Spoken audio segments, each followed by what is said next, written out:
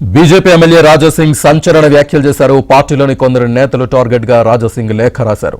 తెలంగాణలో ఏ ప్రభుత్వం వస్తే ఆ ప్రభుత్వంతో కొందరు నేతలు రహస్య సమావేశాలు పెట్టుకుంటున్నారని ఆరోపించారు. ఇలా అయితే తెలంగాణలో బీజేపీ ప్రభుత్వం ఎప్పుడు వస్తుందని ప్రశ్నించారు.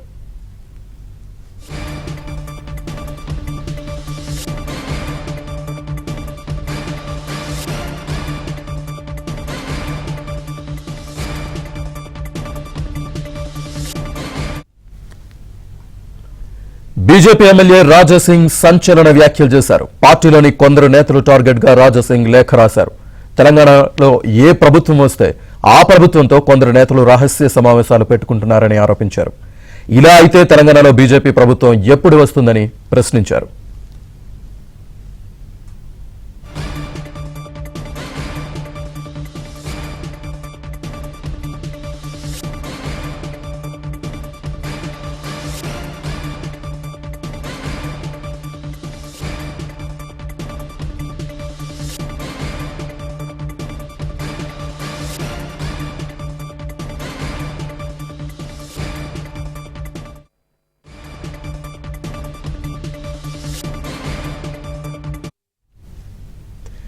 బీజేపీ ఎమ్మెల్యే రాజాసింగ్ సంచలన వ్యాఖ్యలు చేశారు. పార్టీలోని కొందరు నేతలు టార్గెట్ గా రాజాసింగ్ లేఖ రాశారు.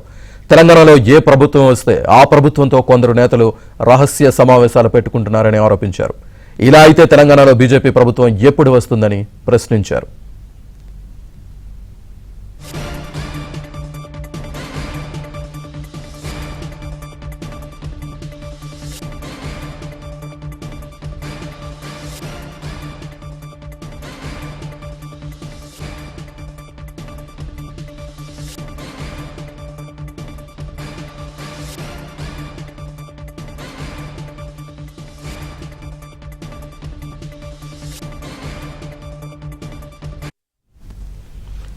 రాజాసింగ్ వ్యాఖ్యలకు సంబంధించి పూర్తి సమాచారాన్ని మా కరెస్పాండెంట్ రాజేష్ అందిస్తారు. రాజేష్, మొత్తానికి బీజేపీ ఎమ్మెల్యే రాజాసింగ్ మరోసారి సంచలన ఆరోపణలు చేశారు. భారతీయ జనతా పార్టీ నుంచి ఆయన ఎమ్మెల్యేగా కొనసాగుతున్నటువంటి పరిస్థితి ఉన్నప్పటికీ కూడా బీజేపీలో పూర్తిగా హిందూ ఐడియాలజికల్గా పోరాటం చేసే వ్యక్తిగా భారతీయ జనతా పార్టీలో రాజాసింగ్ ఒక ప్రత్యేకమైనటువంటి పేరుంది. అటువంటి రాజాసింగ్ ఎప్పుడు ఏం మాట్లాడినా సొంత పార్టీ పైనే పూర్తి స్థాయిలో హిందూ ఐడియాలజీకి వ్యతిరేకంగా పోరాటం చేసే వ్యక్తులు కావచ్చు, హిందూ ఐడియాలజీని కొనసాగించిన వారు ఎవరైనా కావచ్చు, పూర్తి స్థాయిలో బాహాటంగానే విమర్శించే వ్యక్తిగా విమర్శించేటువంటి పార్టీ ఎమ్మెల్యేగా రాజాసింగ్ ఒక పేరుంది.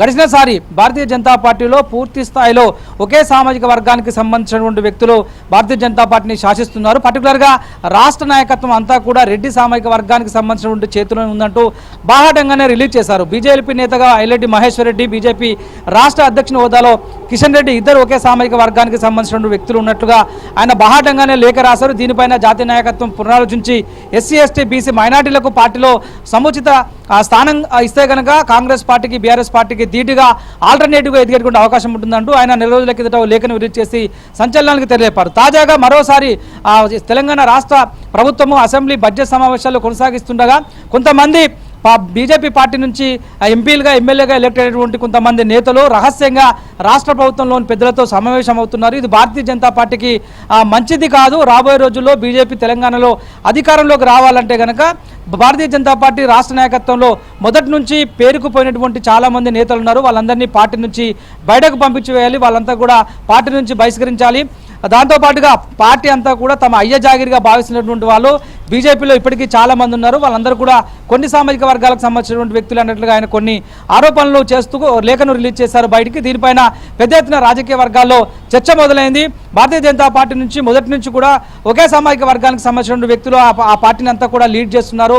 మిగతా బీసీ, ఎస్సీ, ఎస్టీ, మైనార్టీ వర్గాలకు అనుకున్న స్థాయిలో భారతీయ జనతా పార్టీలో అవకాశం రాదు. గడిచిన కొద్ది రోజుల నుంచి కూడా ఉమ్మడి ఆంధ్రప్రదేశ్ నుంచి మొదలుకుంటే తెలంగాణ రాష్ట్రం విడిపోయిన తర్వాత కూడా ఎక్కువ సామాజిక వర్గానికి సంబంధించిన వ్యక్తులకు రాష్ట్ర అధ్యక్షులుగా పదవి బాధ్యతలు కట్టబెట్టారు. కేంద్ర మంత్రులుగా కూడా మొదటి నుంచి ఒకే సామాజిక వర్గానికి సంబంధించిన వ్యక్తులను జాతీయ నాయకత్వం ప్రోత్సహిస్తూ వస్తుంది. ఇది కింది స్థాయి క్యాడర్లో పూర్తి స్థాయి అసంతృప్తికి దారితీసే విధంగా మోపైనటువంటి అంశాన్ని కూడా ఆయన సందర్భంగా లేవదీసేటువంటి ప్రయత్నం చేశారు. దీంతో పాటుగా గడిచినసారి పర్టికులర్గా తెలంగాణలో కాంగ్రెస్ పార్టీ అధికారంలోకి వచ్చిన తర్వాత ఎవరెవరు భారతీయ జనతా పార్టీ నుంచి కాంగ్రెస్ పార్టీకి టచ్లో ఉన్నటువంటి వారు ఎవరైతే ఉన్నారో వారందరికీ సంబంధించిన వివరాలు తనకు తెలుసు. వారిపైన కూడా త్వరలోనే బీజేపీ జాతీయ నాయకత్వానికి ఫిర్యాదు చేయబోతున్నట్టు కూడా ఆయన విడుదల చేసినటువంటి లేఖలో పొందుపరిచే ప్రయత్నం చేస్తారు. తెలంగాణలో బీజేపీ సేఫ్గా ఉండాలంటే, తెలంగాణలో బీజేపీ ప్రభుత్వమే అధికారంలోకి రావాలి, బీజేపీ గవర్నమెంట్ రావాలంటే పాత సరుకు పాత సామానుగా ప్రస్తుతం ఉన్నటువంటి బీజేపీలో సీనియర్లందరినీ కూడా పాత సరుకుగా పాత సామానుగా పోలుస్తూనే లేఖ విడుదల చేయడం అనేటువంటిది ప్రస్తుతం తెలంగాణ రాష్ట్ర బీజేపీ నేతల్లో